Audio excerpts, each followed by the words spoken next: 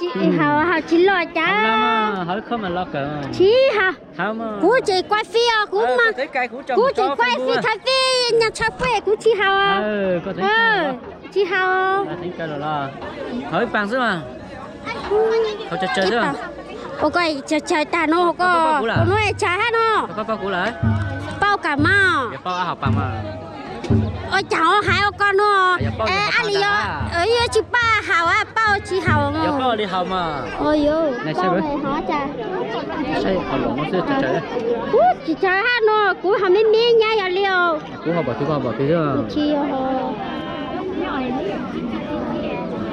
เต้าน้อย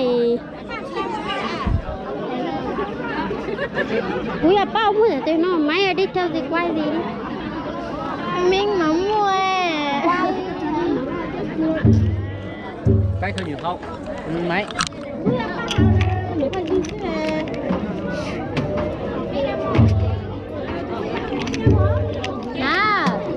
nè ba chị thấy cái đồ ăn nhóc á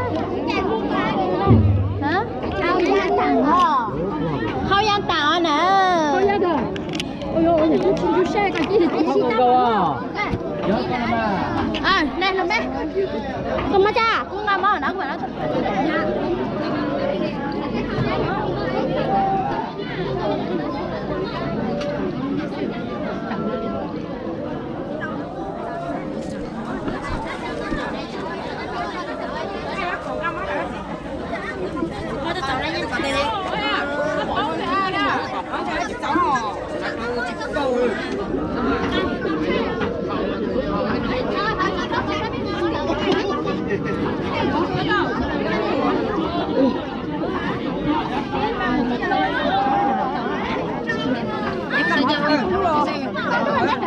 khai lúc nó có tao vậy nó phát cái tàu có hậu tàu được mà chiều nóng cũng tao kéo tao cú máu có chờ cả mơ có tới giờ chị sao nè bác có sọ không cho lại kéo chặt có lắm rồi cái gì nó không khai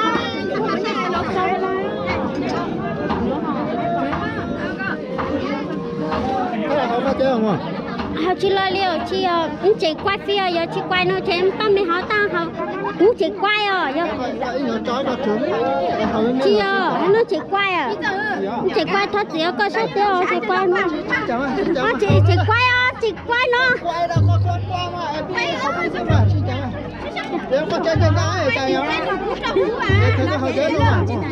chỉ ta mà chỉ quay ôi họ chạy sữa tao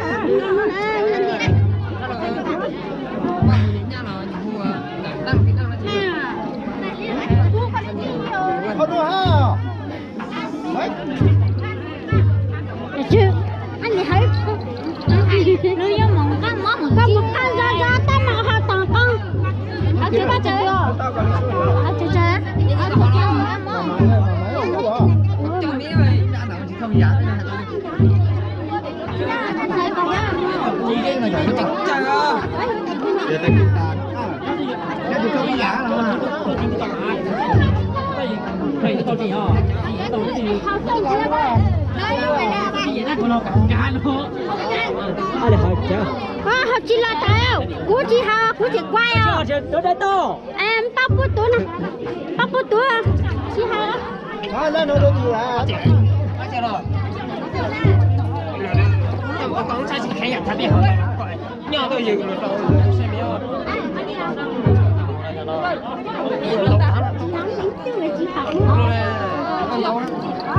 con lúa đây con này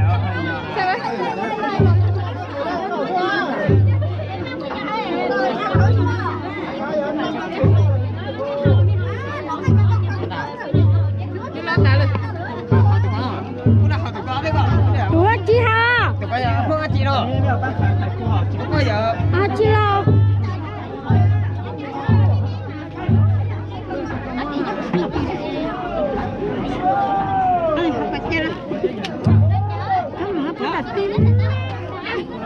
con lẩu họ chỉ trả lên là chỉ tầm nó anh ấy nè chứ sẽ Hãy subscribe cho kênh Ghiền Mì Gõ để không bỏ lỡ những video hấp dẫn.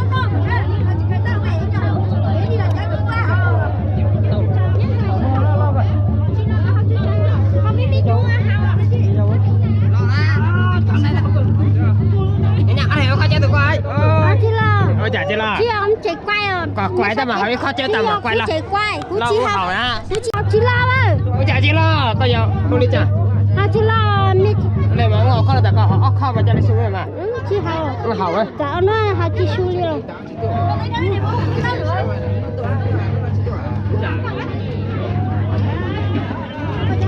hôm nay cũng bấm được thì nó họ quay là họ lấy bao giờ thì được hậu ấy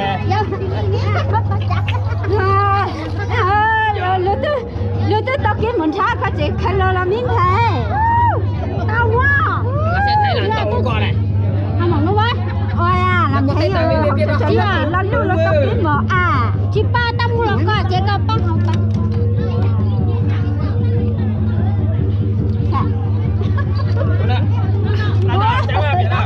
mua được không đó đi vào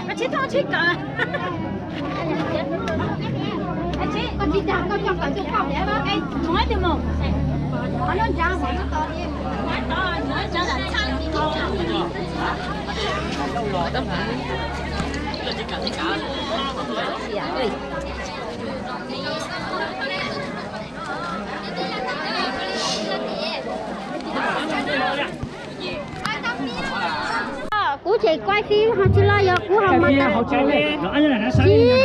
chị học cái biết là biết quay mẹ ta biết chị học giờ có chị mà chị quay á có chị quay là chị học chỉ là thái có tôi học cú biết ra mà có ngủ học biết tụi mà cú mà học chị học tại tao đã chị học giờ cú học mà cú tôi sai rồi nhớ chị học tao học chỉ là có sai thái tôi học tao nói tôi có học biết khó tao chị có học cú biết khó vậy chị bây giờ nó biết khó rồi chị là biết khó có chị học chết biết khó chị học à học chưa là có một thằng biết tuổi số mà học à chị ủa hạt ta chị học ta lên chị ơi chị quay phim có sát tí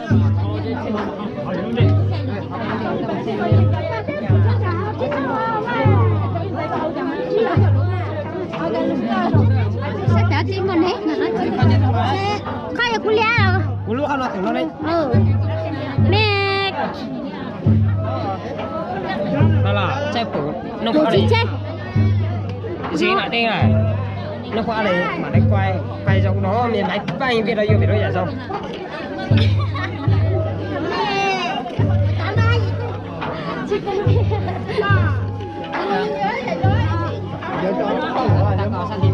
tí chưa ở mình không ăn được đấy hả mình gì đấy đây hả chị chắc giờ coi sao thì nghe thằng này đâu xe thế đó chú chị chú nó mà giờ chị chú nó đã mà đâu có gì thôi mà xe ở đây cho mấy con chị học mà lo rồi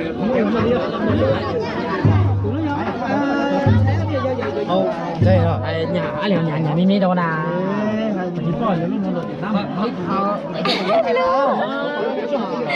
How are you? Sao cười? Con nhớ con mở đây không đâu có hỏi nữa. Oli luôn mà. Nói sao cháu nói ít tao cũng phụ nữa. Sai cũng là cũng là chị do chị giống cao à. thế là trong cao nó sẽ rất chế là Cái gì giống cao thế là giống cao. cái gì cho nó help me Help cái gì mà help? you say that I am not doing it. No. I cannot say that.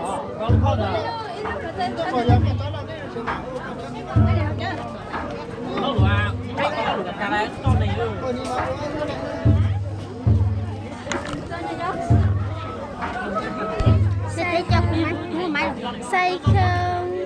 sai không Đã lên đây là phải sai. Không sai thì bên lên thế làm là gì? quay được 15 phút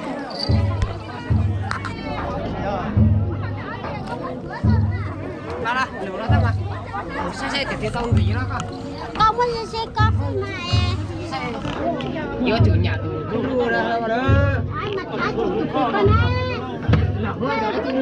hầu la là áo đó Lâu gì đây con, không có hấu chỉ cả. Lâu gì đó con.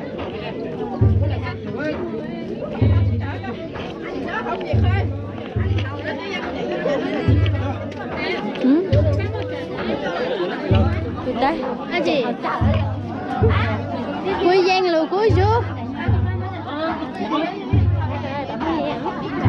Thôi một là tiêu gì đấy. Cần tới đợi đi lão. Dạ. Dạ. Tôi cái tuổi biết chế đó chính là san tuổi nhà cái tôi nói chuyện tôi nói ha có chế tôi ta san tôi nói cả. Tại vì chị chế tuổi này là tháo chị rồi. Tháo chị để bên cái tay nó rồi ra tháo chị tại bên lại chế tôi nói rồi. Chị chủ chế à? Chị chủ.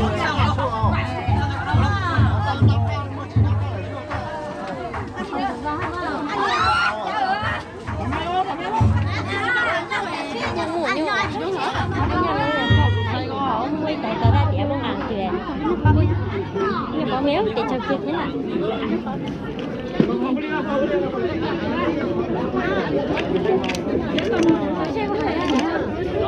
Làm chuyện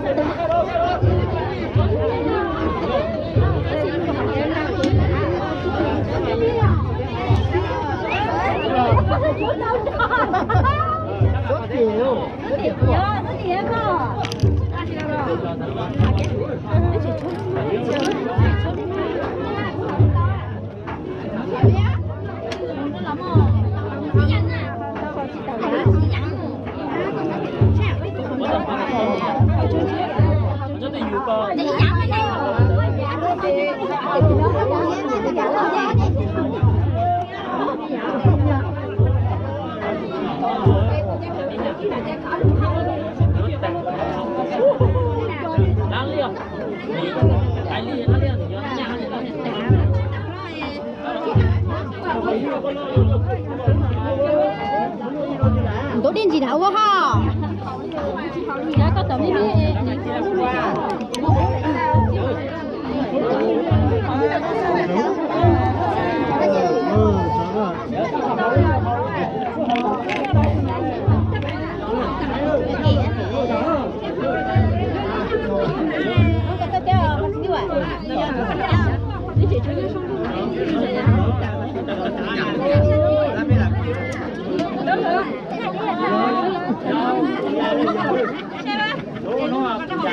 Tôi phán ta họ là cho thịt thì đó chứ họ là họ cho thịt đó là mấy nào chỉ là tại cũng nào cũng nói này nó cao đó con có con anh cho anh nha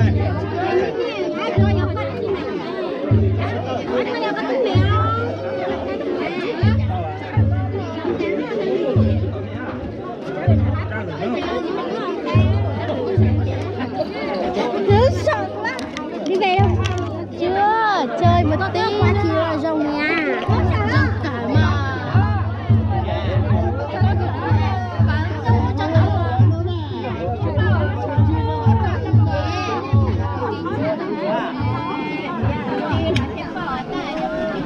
Nó học cách chơi.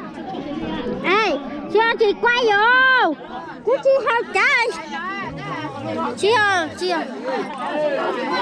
Này. Chơi tao hả? Chờ tao. Tới mày.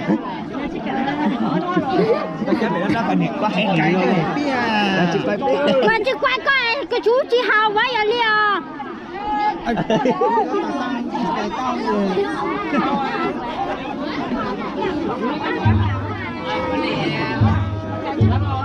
Nói nhá. Ai đi cho hay bán mà. Cú quay coi hai đi học thì đứa có chị quay nó mà hai học. Nó sai quá. Họ cũ là chị cả. Abu boleh dah kak. Không nó sao? Cú tôi hai tầng xe. Abu boleh kak. Cú tôi cả. Chị ơi. Họ là tôi chỉ Không nó sao? Này tôi khác. Không nó sao? Chị ơi. Không nó sao? Tôi chuẩn bị tôi lau tầng nè. Không rồi tới. Dạ, tôi không lau tầng nè. Giờ cái chị tao lau mà chị ấy ta có tôi lau tầng. Chị ơi sao? Ôi, nên cái cầm không. Coi học cú lau bãi chứ. Ôi mà cả đó. Cú học mà có lau bãi mà. Cú tao của con. Coi chị ta phụ hay nó có tao phụ. Cú tôi quay nó nè, giờ cái giờ cú ta cá lũ. Đó, kêu nó sao? Trò miên mà. Cho mình miên mà. Trò miên thế này. Khích tặng. Khi giải thế nó sẽ cho mình miên nữa vậy. Nó mà. Tại tôi cho mình miên thái cho học đằng mãi. Ngoài nào. Khi con là mày giờ học bằng nhá. Giờ là ô co co. Yes. Rồi. Nó Con đi à. Nó Cú hậu nữa. ô co xưa à. Cho con bằng nè. Cũng cho học kho nè. Ví dụ mà cũng cho học kho coi mà. Ô co lo. Cày mía. Ai nó chỉ thằng cái ô co tí giờ ốp bằng thái ốp bài nữa nó sao bảo có. Có xin mà có. Bây giờ học phú là cũng cho là chụp phú à. Sao tiêu? Đã bóc bánh tụi con ơi. Nó chỉ bóc bánh chụp à. Bóc có lông thôi. Chỉ bóc à? Chỉ à? Nào có tí. Tao chỉ mò. Tao bảo có hơn bảo có hủ nó chơi bảo có. Nó ra trò mía. Nhà bé hào nó ló mà. Chi? Kak chơi siam. Nhờ tôi á. Ya. Tôi tài không? Làm tôi sắp biết phù à. Hả?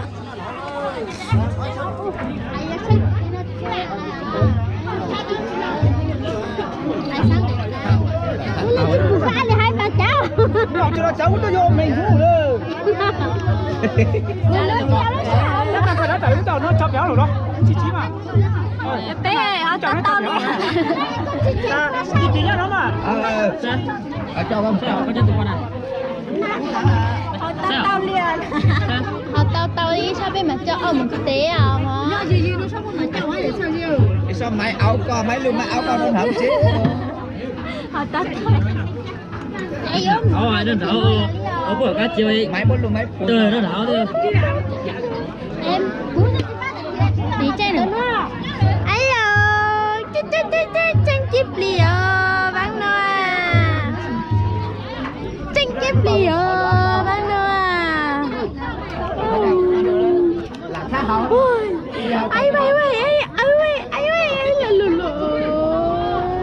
chắc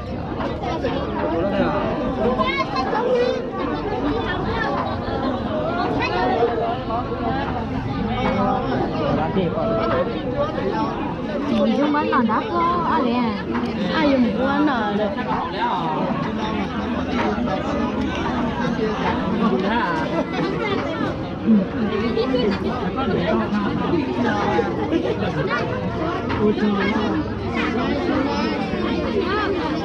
Chắc kì nên chụp đồ chắc kì. Anh ơi, có chặt tờ nó từ lại lên đi.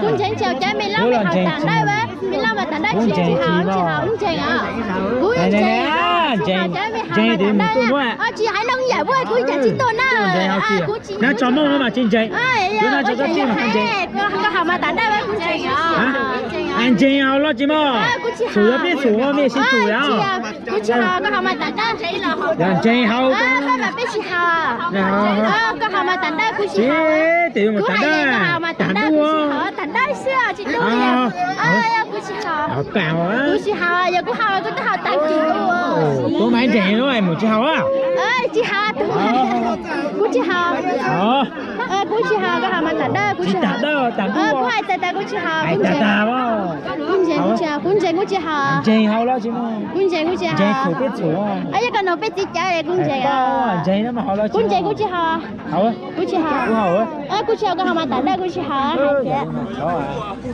đi mà chị hào mà sang đi luôn chơi dạo à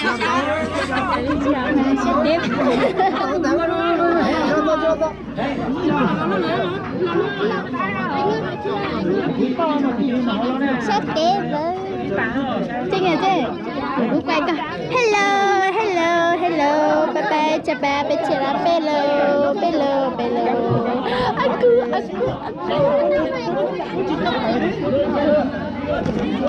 hello ban chơi hay nè ban chơi hay cái chị mà áp phòng gì hỏi bằng nhiều mà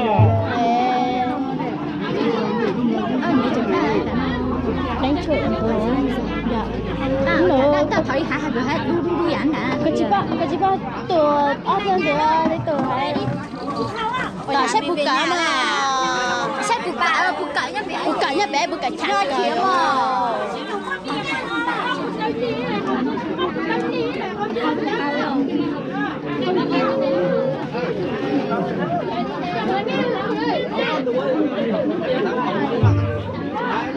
đứng lẽ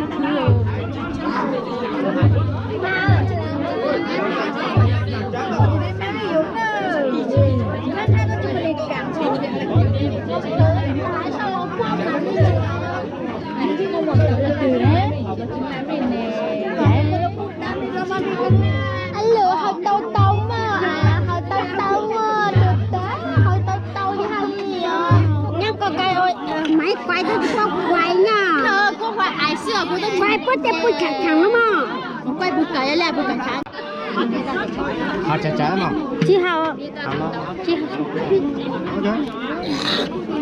chưa đó muốn luôn họ luôn họ có trẻ chủ không đó giờ họ luôn cái chuyện này học có mà tận đây hai giờ em đi chị học có mà tận đây chị học không à tụi nó hỏi đây chị hào thì con chúng tôi rồi đó cho nó hỏi là bé chân chơi xích chữ xe bé chị hào chị hào chị lo có hào mà có thằng đây với hào kia với chị họ giờ họ khó nữa khó hả chị bây giờ tụi quay phi sư rồi nó chỉ kiểu háo đâu ê lò cắt cái hào bút cái sáng tính một việc quay bao nhiêu nó học không học chị bé tao đọc quay bé chị hào ta lo đi chấm có bà không chụp sáng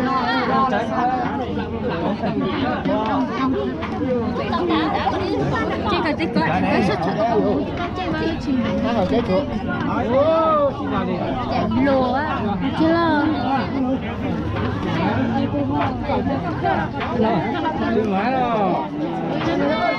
anh ta là tao lụa còn mà cái cú mà ăn mà đừng mà cái chín chay đấy hả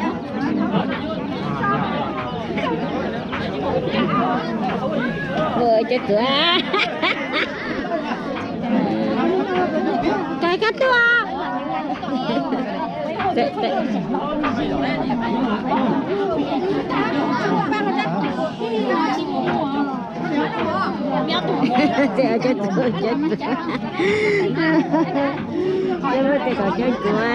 lùi nó có còn này hả mà đi xe cục cả ho dạ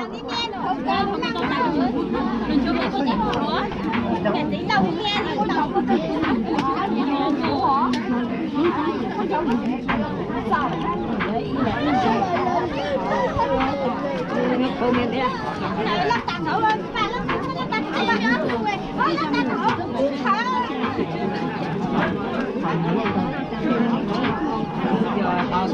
什么？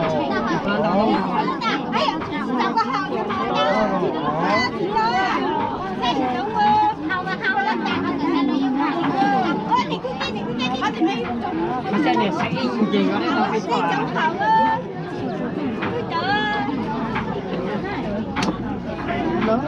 chị đó ấy chị con chỗ ta ấy là chị ta có học của chúng ta cha chị mới chị có nữa chị tôi giờ lúc nữa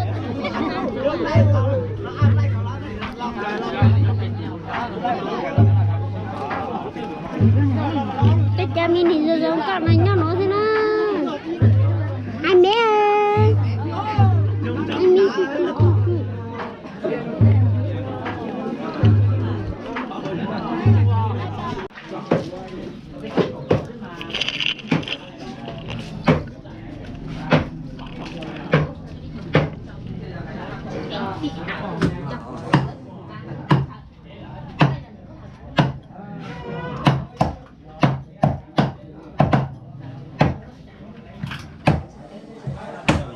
đây là thùng hoa đó.